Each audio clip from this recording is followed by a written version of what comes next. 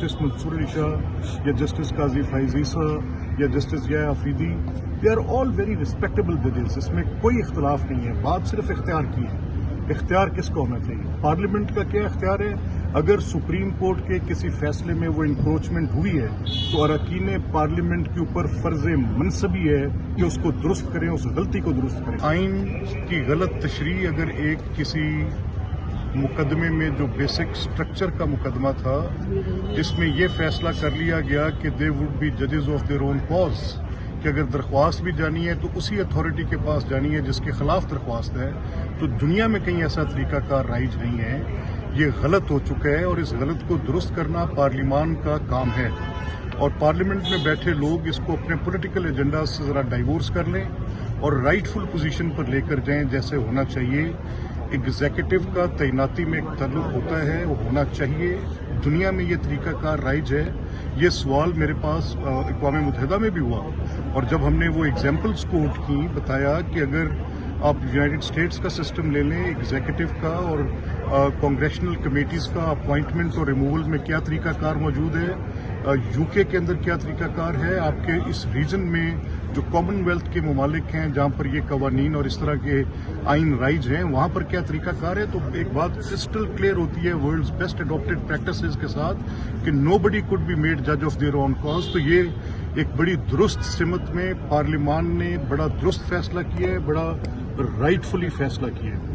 अब रही ये बात कि आप इसमें पर्सनल बातें करते हैं कि जी जस्टिस मंसूर अली शाह या जस्टिस काजी फैज़ ईसा या जस्टिस या Afridi, they are all very respectable जजेस। इसमें कोई इख्तलाफ नहीं है। बात सिर्फ इख्तियार की है। इख्तियार किसका होना चाहिए? पार्लियामेंट का क्या इख्तियार है?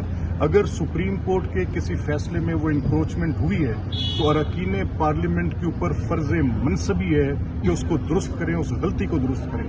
उन्होंने किया है, राइटफुली किया है। It is not against person, it is not मेरी राय में, क्योंकि मैंने सबसे पहले आपके इल्म में है कि उस बेसिक बुनियादी ढांचे की जजमेंट पर I was not the first one जिसने ये बात की।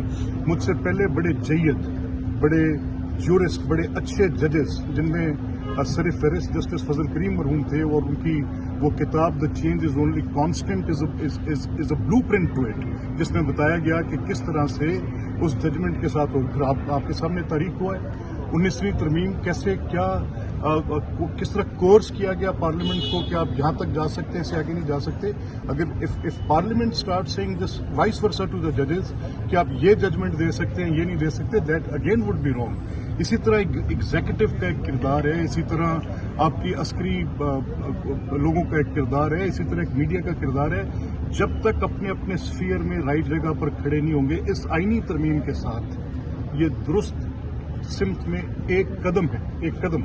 It is not Qazi tenure को किस तरह ले रहे हैं? देखिए, मैंने जैसे आपसे कहा कि मैं इस एतबार से बड़ा नाकिद रहा हूँ की गई जजमेंट्स पे फैसले किए जा सकते हैं। तो मेरे नज़दीक कुछ जजमेंट्स जस्टिस उमर अता बंदयाल की थी, पर्सन पर कभी हमने एतराज़ नहीं किया, उनके पर्सोना पर कभी बात नहीं की, लेकिन जजमेंट्स पब्लिक डोमेन में आती हैं, उसके ऊपर बात की जा सकती है।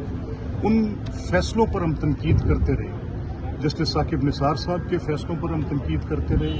वो जो प्रोसीडिंग्स पनामा के नतीजे में स्टार्ट हुई और वो जो कुछ उन जजमेंट्स में हुआ, 184(3) को इक्वेट किया जिन जजमेंट्स ने 58(2)(b) के साथ पैरेलल खड़ा कर दिया और रिमूवल ऑफ गवर्नमेंट्स का बाइस बनाया गया, उसके ऊपर हम तनकीद करते रहे। उन फैसलों पर हम तनकीद करते रहे। वज़ीर आज़म को 184(3) की डिस्क्वालिफिकेशंस की उस बुनियाद पर उस पर तनकीद करते रहे जिसमें 70 साल की तरतीब दी गई जुरिस्डिक्शंस को उखाड़ के, ये भी आपके हाउस में रोज़ मेरा उनसे मुकालमा होता है, राना आफ्ताब साहब। इनके केस में जस्टिस साकिब निसार ये फैसला देते थे, ये कहते थे कि खुद बतौर हाईकोर्ट के जज के कि कोर्ट ऑफ कॉम्पिटेंट जुरिस्डिक्शन वो होगी जो 62-63 में फैसला देगी जिसके पास शहादत कलम बंद करने का इख्तियार होगा।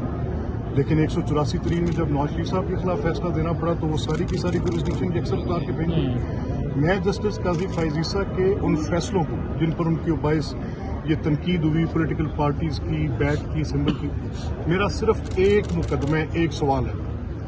तहरीक इंसाफ की जो पॉलिटिकल बॉडी थी, जमात की, 4 साल तक, जब तक बाबर साहब का केस फॉरेन फंडिंग का इलेक्शन कमीशन में पड़ा रहा।